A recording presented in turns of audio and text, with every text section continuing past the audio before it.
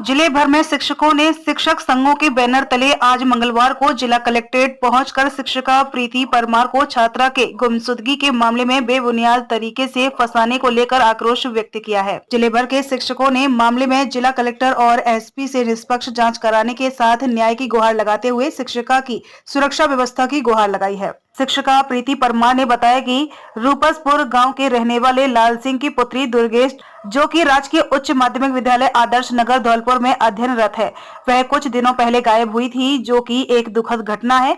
उसके परिवार के प्रति सभी शिक्षक समुदाय की सद्भावना है, लेकिन लाल सिंह, अमर सिंह, विजेंद्र सिंह कुशवाहा के द्वारा शिक्षिका प्रीति परमार को जान माल की क्षति करने की धमकी देकर मानसिक प्रताड़ना दी जा रही है।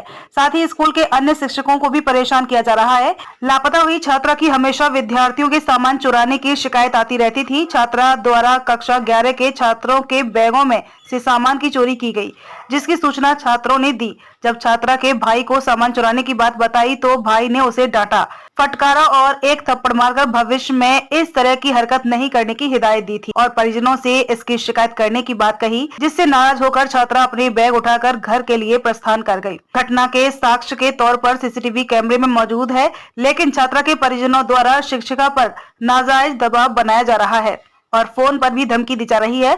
शिक्षिका ने बताया कि छात्रा इससे पूर्व भी लापता हो गई थी, जिसे पुलिस ने दस्तयाब किया था। शिक्षिका ने बताया कि वो निर्दोष है, उनको बच्ची के परिजनों द्वारा प्रताड़ित और परेशान किया जा रहा है और उनको न्याय पर पूरा भरोसा है। धौलपुर से अनूप शर्मा की रिपोर्ट। मैं 3rd ग्रेड की टीचर के पद पे कार्यरत हूँ और मैं और दिन की तरह 12 तारीख को भी विद्यालय में उसी तरह पढ़ा रही थी और 6वीं क्लास की छात्रा जो है उसकी शिकायत के एवज में मैंने उसको समझाकर क्लास में भेज दिया था और वो बैठ भी गई थी। उसके बाद उसका भाई आया और उसने उसको धमकाया कि तुझे पिताजी से या पापा से पिटवाऊंगा, तो वो उस भय के कारण विद्यालय से बाहर चली गई। उसके बाद मैंने उसके भाई को भी भेजा देखने के लिए और भाई ने वापस लौटकर पीटीआई जी से कहा कि मैं उसको छोड़ आया। इस चीज़ से आश्वस्त होकर हम सभी आराम से विद्यालय में अध्यापन कार्य कराने लगे और शाम को जब हम घर पहुँचे तो उसके पिताजी का मेरे पास 6:30 बजे कॉल आया कि बच्ची अभी तक घर नहीं पहुँची। तो इस चीज़ से हम मतलब घबरा गए कि बच्ची अभी तक घर कैसे नहीं पहुँची, लेकिन उन्होंने ये बोला कि मैडम आप चिंता मत करो, बच्ची पहले भी 2-3 बार जा चुकी है और वो वापस आ जाएगी। तो इस चीज़ से हम ऐसी बातें निश्चिंत तो नहीं हुए, लेकिन लगा कि हाँ शायद मिल जाएगी कहीं। लेकिन फिर हमने दोबारा कॉल किया और चिंता जताते हुए तो भी हमें यही बताया गया कि बच्ची अभी तक नहीं मिली। कल घर वालों ने आरोप लगाए हैं कि बच्ची आपकी डांट से भयभीत होकर घर से बाहर निकली है। उसको किसी भी प्रकार का किसी ने नहीं डांटा है। विद्यालय, परिवार और विद्यालय के बच्चे सभी साक्ष्य हैं और सीसीटीवी फुटेज भी साक्ष्य है कि बच्ची के पीछे हमने भाई को भी भेजा था और भाई जब वापस आया तो भाई ने हमें ये भी आश्वस्त कराया कि हमें उसको छोड़ा। मैं प्रदेश उपाध्यक्ष राजस्थान शिक्षक संघ एकीकृत। जो मामला है बच्ची गायब होने का, क्या नाम है आपका? मेरा नाम गंगाराम, मैं प्रदेश उपाध्यक्ष राजस्थान शिक्षक संघ एकीकृत। अध्यापिका श्रीमती प्रीति परमार जी, जो कि राजकीय उच्च माध्यमिक विद्यालय आदर्श नगर में कार्यरत हैं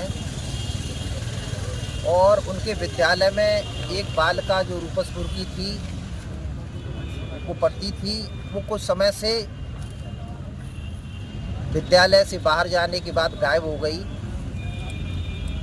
और उनके परिजनों के द्वारा आए दिन यहाँ विद्यालय में आते हैं और विद्यालय परिवार को धमकाते हैं। उसी क्रम में वहाँ की अध्यापिका श्रीमती प्रीति परमार जी को कई प्रकार से धमकियाँ दी जाती हैं, उन्हें बर्खास्त करने की धमकी दी जाती है। राजस्थान शिक्षक संघ ये मांग करता है कि इस प्रकार की धमकियाँ बिना सबूत के, बिना किसी साक्ष्य के, बिना किसी आधार के किसी भी शिक्षक वर्ग को दी जाती है तो राजस्थान शिक्षक संघ एकीकृत और महासंघ एकीकृत एवं समस्त संगठन राजस्थान के ऐसे केसों में हमेशा शिक्षक वर्ग के साथ रहेंगे।